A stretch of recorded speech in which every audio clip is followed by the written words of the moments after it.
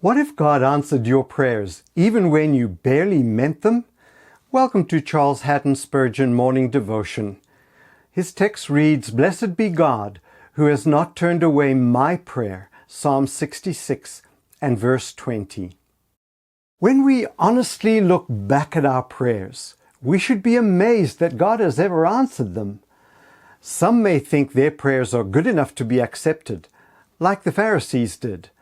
But a true Christian, looking back with clearer understanding, often feels sorrow over how poor their prayers have been. If they could go back, they would want to pray with more heart. Remember, Christian, how cold your prayers have been. In your quiet time with God, you should have wrestled in prayer like Jacob did. But instead, your requests have been weak and few, far from the humble, believing, persistent faith that cries, "I will not let you go unless you bless me." Yet amazingly, God has heard these cold prayers of yours, and not only heard them, but answered them.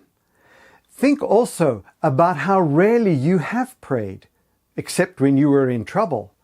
Then you often rushed to God's mercy seat. But when help came, where were your regular prayers? Even though you stopped praying as you once did, God did not stop blessing.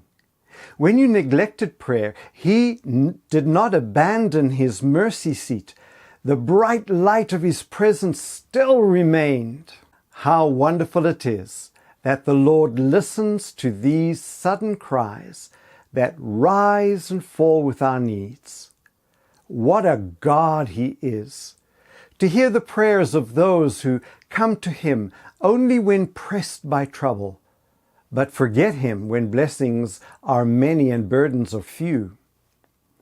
Let this gracious kindness in hearing such prayers move our hearts, so that from now on we may be found praying always with all prayer and asking in the Spirit. God bless you. At the bottom is a link to a 7-minute Bible study and a link to the script. Thank you so much for your time.